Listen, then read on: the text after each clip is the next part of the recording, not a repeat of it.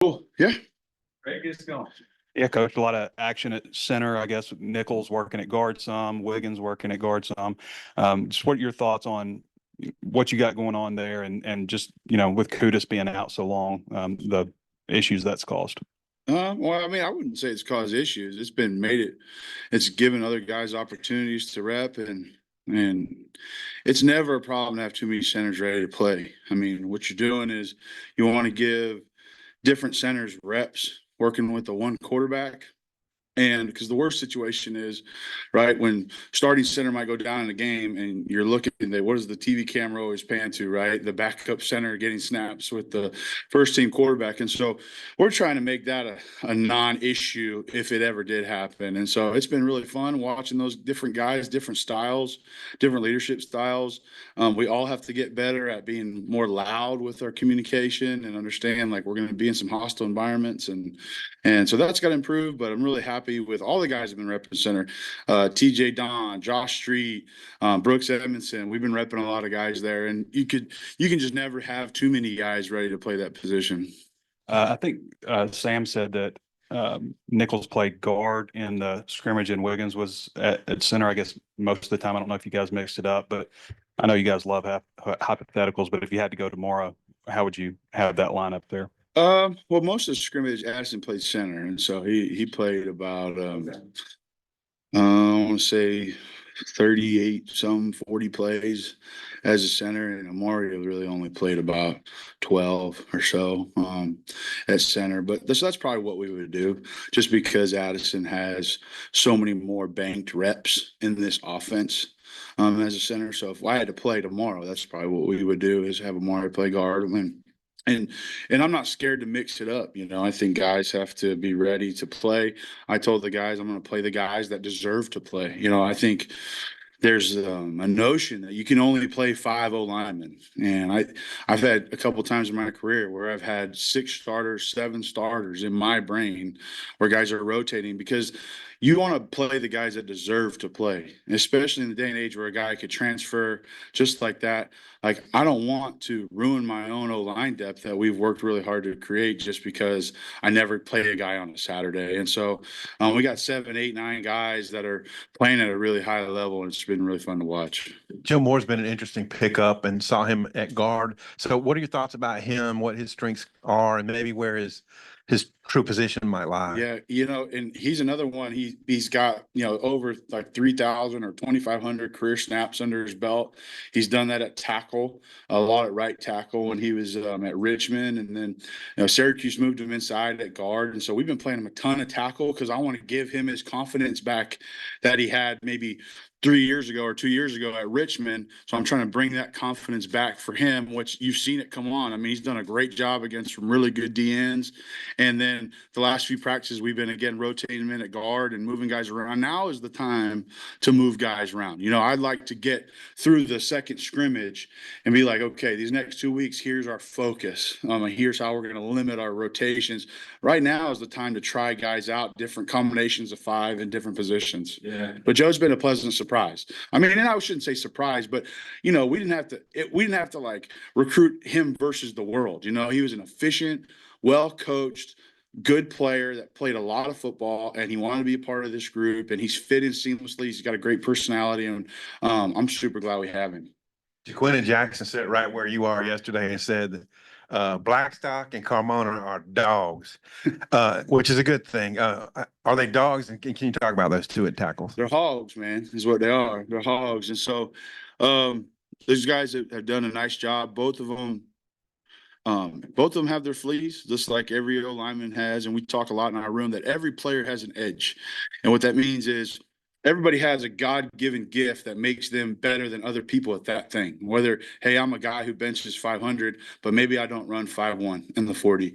Or, hey, I'm a guy who's really smooth and fast and quick off the ball, but I'm not the strongest guy in the world. So we want our guys to lean into their edge. And those guys have different edges, like Keyshawn is a little bit stiff. He's a little bit stiffer than you'd want an O lineman to, but he's got unbelievable feet, unbelievable speed, and unbelievable hands. right? And so is he the smoothest mover? No, but he's extremely twitchy and fast. Whereas Junior is a little more smooth, right? And I wish that he had a little bit more like smoothness to him, or he has a little more twitch. And I wish he was a little smoother at times. And so both those guys have been playing well. We talk in our room is, I think Jeff Stoutland with the Eagles use the phrase, hungry dogs run faster, and we're going to say hungry hogs run faster. Coach, I guess we haven't seen Amari Wiggins play a lot. Mhm. So what does he do well, and what kind of player is he? Yeah, so he's short, and he's got short legs, but he's got some twitch and smoothness to him. Sometimes those short guys that are short-legged aren't able to open their hips as well as you like, but he's a short-legged guy who can play with leverage, but can also set his hip angles for different run schemes really well. And so he's got really strong hands. He's got really good grip. He's maybe 305 to 310 range weight-wise, but he plays with great leverage, and he's got really strong hands. And so he's done a great job, and he's underrated football smart. People think guys like me and him that played JUCO ball, that we're not smart, but he is smart dude. I mean, his football IQ is high, and he's usually a guy in a meeting room who's first guy to answer a general question, which has been really fun. Then Coach Pittman was saying preseason that he really wants Tykees to play at guard. I guess how close would he be to maybe, getting some reps at first team guard right now? I think he's right there. I think he's had a little setback. He missed a little bit of time with a little mild ankle deal. And so he missed a little bit of time in practice. And so that set him back a little bit. He's still dealing with that. And so that's held him back a little bit. But Tykees is right there in the mix with those, that 8-9 number I'm talking about is guys like, hey, we can count on these guys. Like, I'm not going to, I remember when, we were playing at Tennessee in 2015. Denver Kirkland's helmet pops off, right? Well, Denver Kirkland's backup was redshirt freshman Johnny Gibson, and Johnny Gibson's running, and I'm freaking out. Like, okay, is Denver hurt? Because like that's a big deal. Whereas like, hey, we got a helmet pop off, or a guy goes down for a series. Like, I'm not like in panic mode, like I might have been back then when Johnny was a freshman. So Tykees is right there. He's doing a great job. He's really improved his leadership. He's really improved his football IQ. It's coming. I mean, I feel really confident in him, and he is on the right direction, and I would feel really good about him having to play for us. Just wondering, what was your take on how the O-line did in the scrimmage Thursday? Maybe what are you looking for in the next scrimmage? So I think we need to get in game shape. I think there's a difference between running all summer and doing those, short bursts conditioning styles, or you're running gassers hundreds at a time. Where I'd like to see us improve is our game conditioning, which is everywhere I've ever been. Usually you get to that first scrimmage, you expose them to 12 play racks, and that's their first time getting exposed to that, and it's a shock to their system.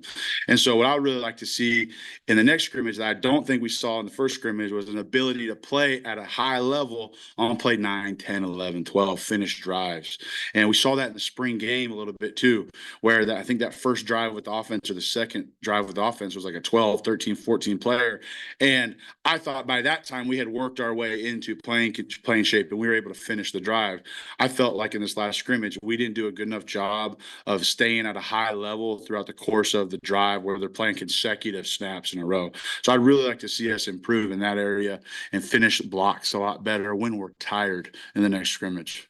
The days before the portal and NIL, it was all, offensive line, a lot of it was bringing guys in, cohesiveness, being around a while. Now you've got a lot of new guys here. I guess Josh Braun's the only guy who's playing the same spot he did here as he did last year. Just what's it like building a line in this day and age, and just how do you feel about, a lot of the newcomers mixing with a few holdovers? I think it's the most important factor in doing it now. I mean, talent matters. It matters, and we'll never discount talent. But the makeup and the character and the cohesiveness of your offensive line room far outweighs your talent. And so you need the right type of kids in this day and age that can handle the pressure, can handle the scrutiny. All right, we're the only position on planet Earth that plays with our back to the ball. Okay, and we're the ones that only have negative stats. So we have to be resilient as a group. All right. And we say all the time, you could play great for 67 plays, but 3 plays that don't go your way, the guy you're playing against is SEC Player of the Week. And then you have everybody yelling at you how much you stink. And so it's like the mafia. This is the life we chose, right? You know, that's the old phrase. We chose it. And so that being said, the cohesiveness and the group camaraderie fall and just the execution together, seeing the game through one set of eyes. We're going to recruit talented players here, and that's the goal. And we're going to keep doing that. But also, you got to get the right type of talented kids, because that matters a lot more than anything. You feel you have that, or how do you feel about 100%. that? 100%. I like this room a lot. Really good personalities, good character, good group character. You know, we talk about 100 daps a day right now, which means like we want to touch each other 100 times a day, as far as either a high five or a knuckles, whatever it is. And just because that creates a sense of togetherness. And so our goal is 100 a day. And I think yesterday was 131, which is our highest. And I think in the scrimmage, we were way under the goal. And so I think we were so focused on playing the play rather than, hey, let's play it together. And so it's good to see the last couple of days, it's been a high number. Coach, Marion Harris, I haven't heard his name mentioned much. How's he coming along? Where's he playing on the line? By far the most improved player on this team, or really in my room, I should say. I mean, his level of play right now is extremely high. I mean, he had the best scrimmage probably of anyone in our room. Probably him and Keyshawn Blackstock had their best scrimmages since I've been here, and that was really fun to see. I'm really proud of him, and I think you see it in how he moves. He's got shoulders back, chest up, chin up. He's got confidence. He's gotten his weight back where he wants it. He's feeling strong, and you're just seeing the maturity of him being a 3rd-year guy, and that's an underrated thing. It's usually that 3rd year where guys, you know, I'm not going to say the phrase, but you know what, and get off the pot, right? And you can tell he's taking that step. So I'm really, really proud of him. Looking at him to play guard and tackle, or just one or the other? He could do either. I mean, he's been awesome at both. Today, he took, you know, probably 10 reps as one left guard and looked great. You know, he's doing the two reps at left tackle, looked great. It's just hard to find a bad play of the guy, you know, and I'm really proud of him. So he deserves to play. He's one of the guys I'm talking about. Like, I'm not going to just not play somebody, you know, if you're number 6. Okay. If you deserve to play, you're going to play. Anytime a player comes in here and talks to us about, you know, the leadership and the culture, Taylon's the first guy that's named, but Fernando's not too far behind. How valuable has his, you know, his mentality, you know, what he does for the culture of the room, but also just the talent too? I mean, I guess that has to play a part when he demands that kind of respect. So you're asking just like how has like his personality been? Yeah, the mesh, like the You want me to personality. keep gassing him up? Is that what you want me to do? Yeah, because I feel like the offensive line obviously was a big struggle last Sure, year, yeah. and having a bookend left tackle that can, Mhm. I mean, that's got to feel like one of the most important players Yeah. on the entire roster. Well, he ain't bookend yet. You know, I mean, he still got work to do, and he got to stay hungry, and he's on his way. But he's just a good dude. He comes from a great dad who's a longtime football coach. So he's a son of a coach, and you know, I think I think we got him because I'm Cuban and he's Cuban. We both got Cuban daddies, and I think that his personality is just one of like a guy who loves football. And I think when you see a guy who's so unaffected by the outside world and like what people think of him and so authentic, but it's also talented, I think it's just fun to play with, coach. I mean, all the above, right? I think he just kind of showed like you can be a great player and a good leader, but also just be like a normal, fun guy to hang out with too, you know? And so that's, you know, I love talking him up, but he also needs to freaking block Landon better today too. And when we spoke to you in the spring, there was a lot of excitement of being back in Fev. I'm just curious, now that you've been here for a few months, I mean, what's it been like for you personally, just It was being good. Yeah, the vacation was good. Rogers Aquatic Center, unbelievable. Amazium, unbelievable. What's that? Local lime tacos, unbelievable. So I mean, what else could you want? You know, a good place for the kids and some good restaurants. It's been great. I love it here, and I'm close to home, so it's awesome. Hey, Coach, we've heard a lot about Coach Pittman being the highest paid GA in the entire country. Just, you know, how valuable of a resource has it been to have him, you know, in your room and helping you? It's good. I mean, we've had to make, you know, my specialty has been wide zone, pin and pull, toss cracks. That's kind of been my specialty as a line coach. And I'll be honest with you, our inside zone on the scrimmage looked gross. I mean, it just didn't look like it's supposed to look. And like, I need his help, and he's there to help me with it. Hey, you know, say it like this, emphasize this. Him and Coach Petrino. And then I thought today it's probably the best it's looked all of training camp, that inside zone. So it's awesome. It's a great resource. I'm kind of like I maybe make things too complicated or too complex, and Coach Pittman is always, his specialty has been able to take the complex and make it simple. And so I need that from him. He's able to take something that's really complex, and you know, he can cut down all the extra fat and make it simple, and that way I can coach it better to our kids, and I get that from him. I can relay that to our kids, and man, it's just a huge value for me. And if I didn't have him, you know, I'd probably be somewhere coaching inside zone, not as good today as I did, you know. So We've heard from pretty much everybody that's come in here, just the chemistry in the room has really improved. What has been the key for that with, you know, the room obviously having a lot of new faces and guys that weren't here last year? yeah, I think it's be authentic, be open, say what's real, no elephants in the room, no unspoken crud, you know, just being open and honest. Coaching, being demanding, demand it. Standards are the same for everybody, but every person is different. So you can't coach every human the same, but you hold everybody to the same expectation and same standard.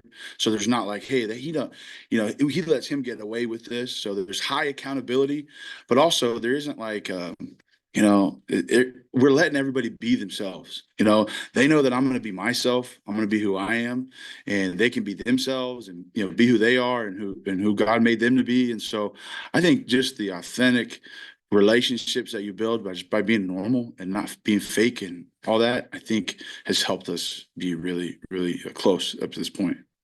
When you first came through, the Petrino legacy here was still pretty fresh. Now you're working with him. What's your take on just him as a coach and, you know, work with the offensive staff like he has? Yeah, demanding, tough, brilliant. I mean, just detailed. There's no detail that's not talked about. We got a lot of offense in, probably the most offense I've had at this point in the training camp in my career. And our kids are executing it with confidence because he's such a good teacher of it. Because he's got to teach the coaches, and then the coaches got to go teach the players. And so I feel like he teaches me the offense so well, that way I can be a better teacher for our kids. And so it's just been a lot of fun. And you know, he's got always, you know, he's got a Rolodex of experience and things, and he'll remember a play from 20 years ago. And hey, we had to check this, and this was this run check, or this was this protection check, and it's been great. And you know, the biggest thing that stands out to me is just how good he is with those quarterbacks. I mean, they are on top of it. They are on top of it. So it's been really fun. I was going to ask you about Petrino also, but I was also wondering about numbers on the offensive line. I know you got a lot of walk-ons, but 13 scholarship guys right now. Is that where you'd want, or would you prefer to have? Yeah, obviously not. You know, obviously we'd like to be at minimum 3 deep on scholarship wise. We're lucky. We got 2 kids that are playing like scholarship guys, and TJ Don, who was a scholarship player for me at Baylor, and then Brooks Edmondson. You know, those guys are playing at a high level. So we're probably a little bit lucky this year. But yeah, obviously we'd like that number to be somewhere around 16, 17. And just the way it shook out, guys leaving, maybe guys that didn't fit into the room or the new culture. And, you know, when you go get 3 transfers, it's not like 3 more are excited to come in, you know, because, you know, there's only 5 spots. So when you're talking to number 5 or number 6 or 7 or as guys that would come in and play as a transfer or a JUCO signee, they're not going to be like chomping at the bit. They're going to read your article that says we already have our starters, which we don't, but it's okay. You got to write it. But they're going to read that article and they're going to be like, I ain't going there. And so I think that's kind of where we're at. We're a little bit under the number. We'd like to be higher in the future. Kind of a random question, but when we've been out there, y'all haven't played music, but there was music today. Any reason behind that? Way above my pay grade. Yeah, I can only hear my voice and the center's calls. That's all I hear. Yeah. And who keeps track of the DAPs? Eli Henderson. Eli Henderson, he's still contributing. You know, him and Brock Burns are contributing. They're hanging around, helping coach. They want to be coaches, and so you know, they got different medical issues that kept them from being able to play anymore. But they're really contributing to our team still behind the scenes. You know, helping me with along in the offensive line, along with Sean Fogarty, who I want to give a shout out to, who's been really great. You know, a helper in our room, and he's not just my assistant. He's another O-line coach that we have who's going to be great. And then Keedron Phillips. So I got a huge support system on the O-line to help me, corral all these hoodlums. On the daily daps, is it like just practice or meetings or all day or eating? We're tracking it at practice. Or tracking it at practice. Yeah, we couldn't possibly track it. I've never anybody talk about it before, so. Yeah.